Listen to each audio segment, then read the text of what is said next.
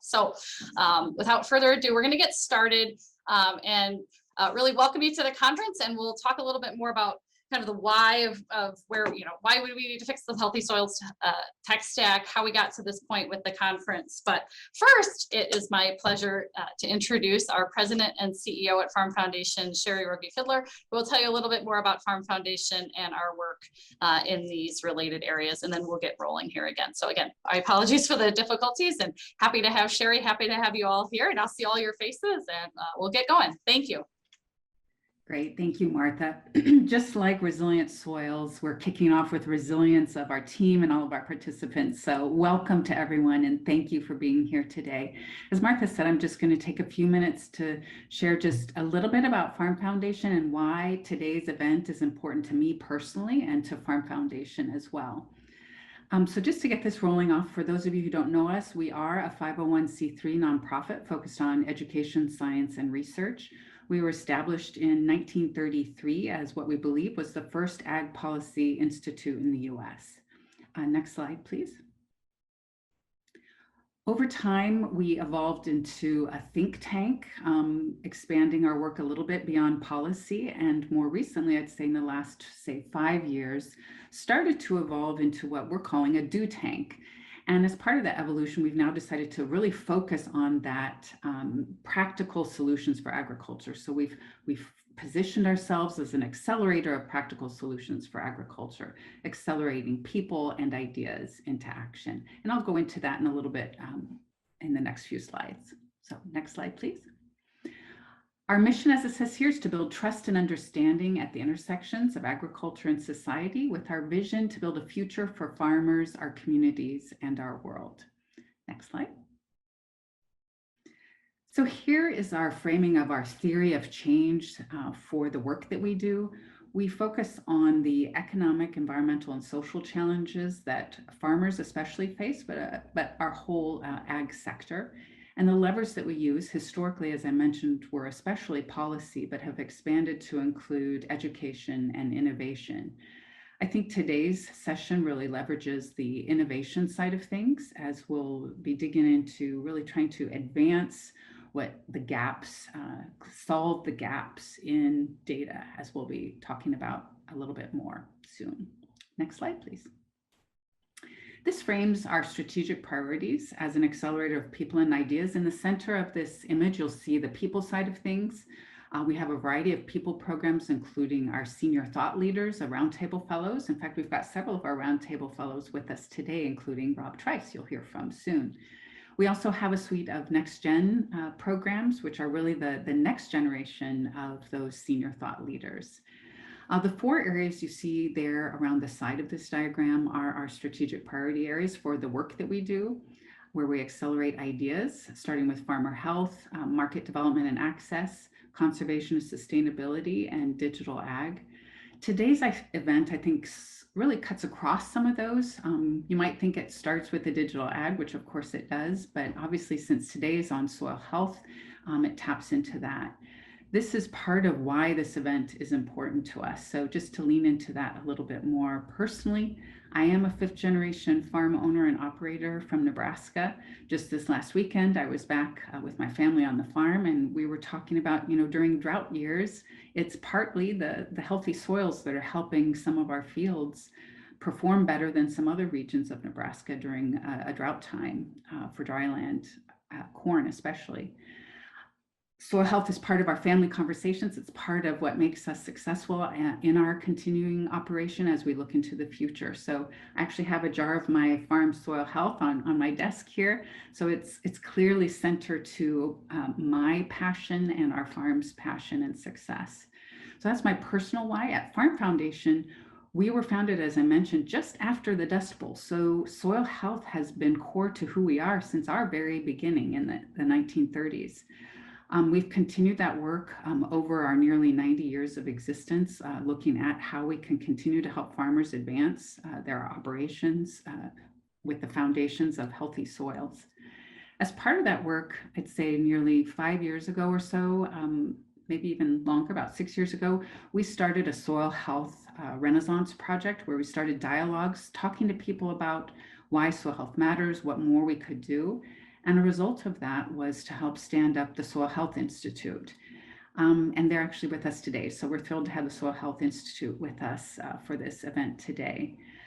But in our old think tank model, that might have been enough. And we would have said, great, we helped launch Soil Health Institute. But in our do tank model, we've said that's not enough. What more can we at Farm Foundation do to help advance healthy soils? So we've engaged in some additional project work to help advance the measurements and economics of soil health. And then today's event, of course, is also really important to continuing that advancement to solve what we need to solve to measure soil health and advance soil health together. So really delighted to have you all here today. Next slide. If you are new to Farm Foundation, I encourage you to check out our website and to follow us on social media. Explore becoming a friend of Farm Foundation. That's one of the best ways as an individual to stay connected to the events that we have, the issue papers, and so forth. So welcome again. And with that, I will hand the baton back to Martha. Thank you, Sherry. So at the core of the work that we do at Farm Foundation are these multi-stakeholder collaborations that Sherry alluded to. So I want to spend a little bit of time thanking our sponsors and partners on this event, because it really is a collaborative effort that that brought us to this point today. And we think that there's a lot of strength in working across a lot of these groups together and bringing them together to resolve these issues. So first, I want to thank our sponsor for the conference, Syngenta, and I also want to thank Open Team for providing the programming and development support that went into this meeting. So you'll be hearing more from these organizations throughout the conference related to the work they're doing to advance data interoperability for soil health data. Also want to thank especially our partners at Semios, the Purdue Open Ag Technology System Centers, and the Mixing Bowl Hub. These folks have been working with us on a number of data interoperability issues over the years, including work in pork, regenerative ranching, and other data interoperability work more broadly, and they've been a key partner on this event as well as others that I'll talk to you about. Also want to thank our additional partners who have helped us with the soil sampling campaign that went into this project: Point Blue Conservation Science, Tomcat Ranch, the Soil Inventory Project at Skidmore College. They did a great job for us on the soil sampling aspect of things. We also want to thank Ag Gateway, who's brought us the MODA standard, which you'll be hearing about more throughout the conference. Thank you to the Soil Health Institute, as well as Colorado State University as well, for their partnership on this event. So just a couple of housekeeping things on navigating the conference. Well, so far you made it here. You have survived our issue this morning with the live stream. So again, thank you for your patience. The event hub for the conference, if you found your way here, you're doing the right thing so far. The event hub is your starting point for all of the sessions. You log in using your email address and password, click on the view session to watch what's happening. Some sessions are embedded webinar style, or they're supposed to be. We'll get there. Some other sessions are interactive Zoom meetings, so just watch for that. We have a note there in the event hub under view sessions, so you can see kind of what you're getting into. For webinar sessions, sort of like session, we'll see about session 2, I don't know yet.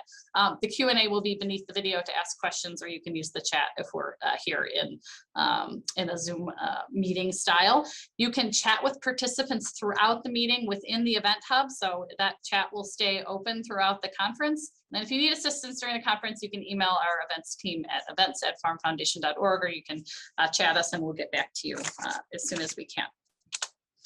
So just some quick framing, and I know in the interest of time, since we started behind, I want to get moving on this a little faster. But you know, when we talk about the soil health interoperability and what we want to do in this area, it's really important to kind of frame this as in the bigger picture of why we need to do this.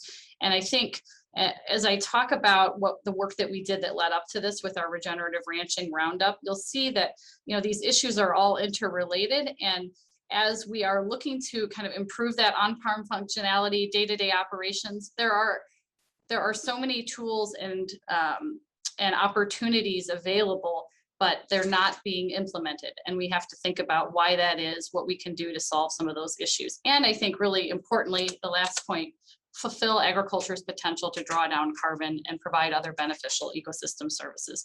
And resolving some of these interoperability issues, resolving the gaps that we have on the data side will help us to get to that point. So the reality is, we all know there's rapid innovation, there's low adoption, there's a disconnect on the farmer side. Sometimes there's a lack of connectivity, but there's a lack of integration among what we see in place. So at Farm Foundation and with our partners, we talk about this a lot, that there's a lot of groups, including us, who are working on interoperable data, and we're not often interoperating and collaborating among ourselves. And this kind of splintering of efforts occasionally hinders our ability to be successful and really make some positive changes and get these solutions into the hands of farmers, producers, and really get the data flowing across supply chains. So the roadmap that we've been following on this with the projects that we've taken on is to really connect and support the players who are working on these things, try to find collaborative opportunities, build on each other's success, and really accelerate those practical solutions to scale across agriculture. So when we started this event, and we'll talk about the ranching event as well as our pork work in just a moment, we've kind of developed this model now where we can do an event storming where we're identifying issues across the supply chain or in an area with key stakeholders. Then we work towards putting together a hackathon, and we can get some tests out there and share the open source code. So some work to date. Farm Foundation has done a number of conferences and forums. Our forums are sort of monthly webinar style events that we do throughout the years. We post all of those on our YouTube channel. So some of those forum topics are certainly relevant to the conference at hand. You can go look those up. We did do an event and conference in the pork industry that started with an event storming and then had a hackathon and conference event as well. That code is still out there, and you can access that from the Farm Foundation website. We did another forum on advancing digital ag at the farm level. We also published a very interesting issue paper on data interoperability in agriculture that sort of frames the issue broadly and is a great primer for the industry to kind of look at what's the issue, why does it matter, and what will resolving it do throughout agriculture. So that's a great article to access and share. And then I wanted to spend a little bit of time here on our regenerative ranching data roundup that we had last summer. So on this, we had participants from, again, throughout the regenerative ranching sort of life cycle and industry, working on a virtual whiteboard to develop an understanding of the sector, highlight common data challenges. So this event was really important for why we're here today, because we had all of these partners and folks together, and we were looking at the information flows that were necessary. And as it turned out, talking with the ranchers and folks, it was very difficult for them, to achieve getting more value from the work that they were doing economically and also just sort of agronomically if they couldn't access the data in a streamlined way. Some of these questions here you'll see are questions that they were asking or they were frustrated with, and we were really inspired by these questions. How can we go solve this? All right, how can we establish baselines? How can we make this easier when the information that you're getting back from the labs varies or is not in the same format? How can we calibrate this information? So in thinking through that, we were inspired by Shauna Day's excellent Ag Funder article on resolving the soil health tech stack. This is the graphic from that article. Rob Trice will be telling you a little bit more about that and what this all means. But we took this as an inspiration from that regenerative ranching event to say, hey, these issues are much bigger than regenerative ranching, and we need to solve this because what we can do in soil can unlock a lot of potential in other areas and other sectors and really help us towards those goals of drawing down carbon and creating more value for producers. So if you want to learn more on some of those things that I mentioned, our issue report, the Fixing the Soil Health Tech Stack article by Shauna, this great USFRA report that lays out the soil data gaps, our regenerative ranching data roundup. There's a write-up, a large summary of what the insights that we had from that event. All of those things are available on the on the event website under the background tab. So as Sherry mentioned, you can connect and support our work. We're on social media, as well as here's my name and email address, and you can connect with me. Happy to talk to you further about any of this work, and you'll see me popping around during the conference. So with that, I want to introduce Rob Trice, the founder and partner at the Mixing Bowl and Better Food Ventures. He'll tell you a little bit more about himself and the why behind our efforts here today. So thank you. Thank you, Martha. Yeah, so I'm the founder of the Mixing Bowl and Better Food Ventures, two organizations that connect IT, food, and ag leaders. On the Mixing Bowl side, we connect IT, food, and ag leaders for thought and action leadership. And then on Better Food Ventures, we make investments across the food and ag value chain and companies applying information technology for positive impact now in food and agriculture. And one of my colleagues is Shauna Day, who was previously mentioned. And with the work that we've been doing with the Farm Foundation on the regenerative ranching data roundup and so forth, this was an opportunity to bring together two communities and two topics that we care deeply about: regenerative farming and ranching and soil health, as well as data interoperability. And Martha, you could just go to that next slide. Sean and I first met back in 2005 when we were working in mobile internet telecom. And in that space, there's something called the OSI model that many of you probably know, where you kind of look at the different layers from connectivity all the way up to the user interface. And we tend to look at challenges in food and agriculture through that tech stack. And so Shauna had lightning strike last summer and started working on pulling this together based on what she was seeing. This was kind of as soil carbon hype was at its height. And she pulled this together. We'll be hearing more from Shauna tomorrow. So I won't do this justice, but fundamentally, the challenge that we see is that in order for us to see the benefits of